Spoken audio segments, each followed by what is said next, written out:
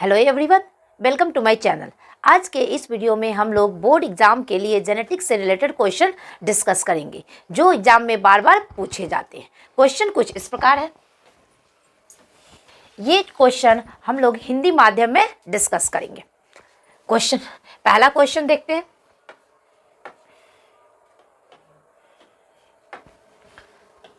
पहला, निम्नांकित में से कौन समापन कोडोन है? और समापन कोडोन को एक और नाम से जाना जाता है, इसे हम टर्मिनेशन कोडोन कहते हैं। तो निम्नांकित में से कौन समापन कोडोन यानी कि टर्मिनेशन कोडोन नहीं है? तो हमसे जो क्वेश्चन पूछा गया वो क्या पूछा गया? नेगेटिव में पूछा गया, यानी कि नहीं है।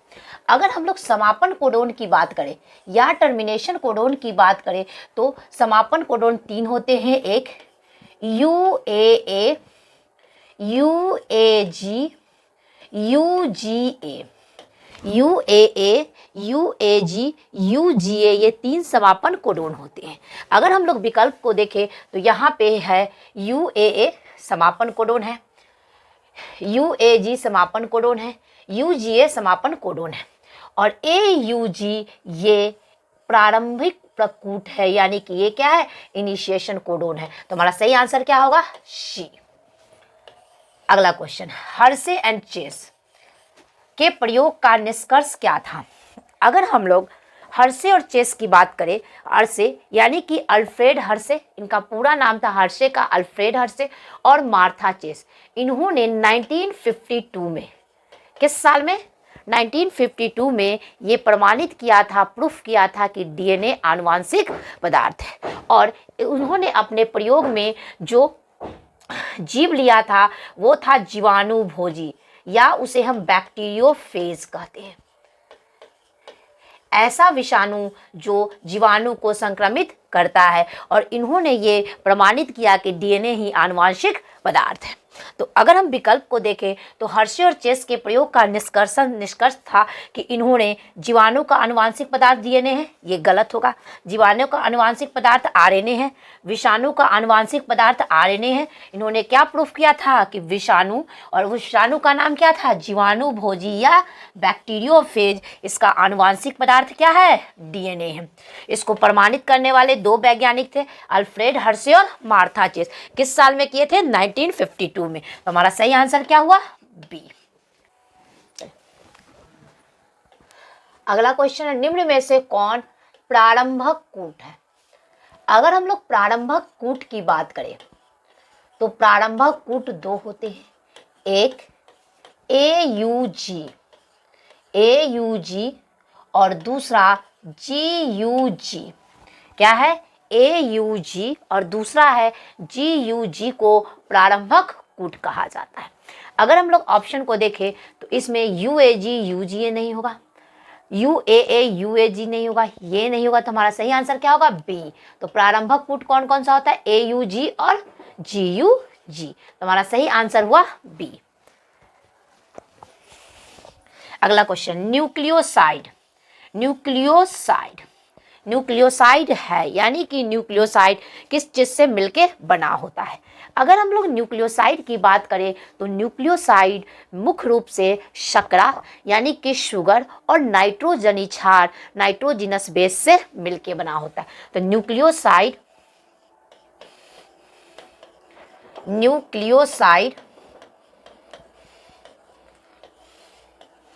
शर्करा यानी कि शुगर, और शुगर पेंटोज शुगर होते हैं जिसमें 5 कार्बन मिलता है, और नाइट्रोजनी क्षार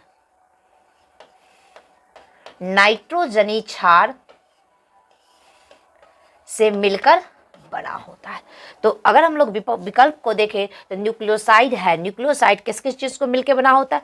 शर्करा और नाइट्रोजनी क्षार। तो हमारा सही आंसर क्या हुआ? ए, नाइट्रोजनी क्षारक और शर्करा।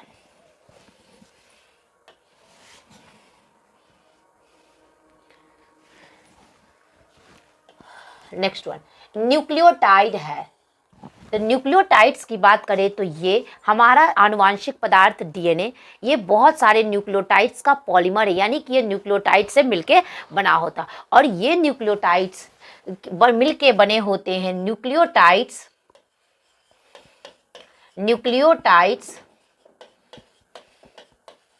न्यूक्लियोटाइड्स, ऐसे कहिए जब न्यूक्लियोसाइड में, किसमें, न्यूक्लियोसाइड में फॉस्फेट ग्रुप जुड़ता है, न्यूक्लियोसाइड में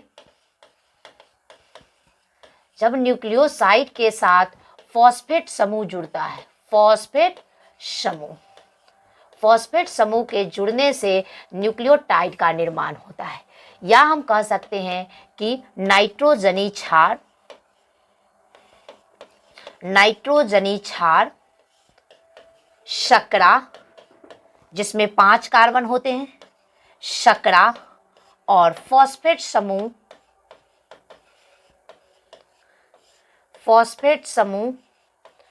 जुड़कर न्यूक्लियोटाइड का निर्माण करता है। तो न्यूक्लियोटाइड है, न्यूक्लियोटाइड मिलकर बना होता है, ये न्यूक्लियोटाइड नाइट्रोजनी क्षार प्लस शर्करा, शुगर और फॉस्फेट समूह से मिलकर बना होता है। तो हमारा सही आंसर क्या होगा, बी। या यूं कहिए जब हम लोग न्यूक्लियोसाइड में फॉस्फेट समूह को जोड़ते हैं तो क्या, किस चीज का निर्माण होता है, न्यूक्लियोटाइड का। अगला आरएनए, जिसका फुल फॉर्म है राइबो न्यूक्लिक एसिड, कि किस रूप में क्लोवर लीफ के समान संरचना होती है। तो आरएनए के प्रकार है टीआरएनए, आरएनए का एक प्रकार है टीआरएनए, जिसे कहते हैं ट्रांसफर या स्थानांतरण आरएनए। इसकी संरचना क्लोवर लीफ की तरह होती है, इसकी संरचना क्लोवर लीफ की तरह होती है। अगर हम विकल्प को देखें तो एमआरएनए नहीं होगा, एचआरएनए, आरआरएनए। तुम्हारा सही आंसर क्या होगा, टीआरएनए। अगला क्वेश्चन, स्थानांतरण या इसे हम ट्रांसलेशन भी कहते हैं। तो स्थानांतरण की प्रक्रिया में क्या बनता है। अगर हम स्थानांतरण की बात करें तो डीएनए, जिसका फुल फॉर्म है डीऑक्सीराइबो न्यूक्लिक एसिड, डीएनए से जब एमआरएनए का निर्माण होता है, दूत आरएनए का, मैसेंजर आरएनए का निर्माण होता है, तो उस प्रक्रिया को अनुलेखन कहते हैं। अनुलेखन यानी कि ट्रांसक्रिप्शन कहा जाता है।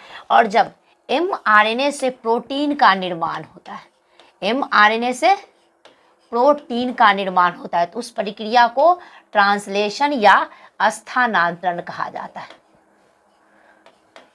स्थानांतरण कहा जाता है, स्थानांतरण। तो क्वेश्चन है कि स्थानांतरण में बनता है, तो स्थानांतरण की प्रक्रिया में किस चीज का निर्माण होता है, प्रोटीन का निर्माण होता है। तो अगर हम लोग विकल्प को बने तो इसमें एमआरएनए या यूं कहिए आरएनए से प्रोटीन का निर्माण होता है, और उस प्रक्रिया को क्या कहते हैं, स्थानांतरण या ट्रांसलेशन कहा जाता है। अगर हम लोग ये विकल्प को देखें तो हमारा सही आंसर क्या होगा, आरएनए से प्रोटीन का निर्माण। क्या होता है, आरएनए से प्रोटीन का निर्माण। तो हमारा सही आंसर क्या हुआ, ए। अगला ओपेरॉन मॉडल, ओपेरॉन मॉडल किनके द्वारा प्रस्तावित किया गया था। तो ओपेरॉन मॉडल को प्रस्तावित करने वाले जो वैज्ञानिक थे, 2 वैज्ञानिक थे, जैकोब और मोनार्ड, 2 वैज्ञानिक थे। इन्होंने ये ओपेरॉन मॉडल को प्रस्तावित किया था। तो हमारा सही आंसर क्या होगा, सी, जैकोब एंड मोनार्ड। अगला क्वेश्चन देखिए, अनुलेखन, अनुलेखन की प्रक्रिया में भाग लेने वाला एंजाइम है।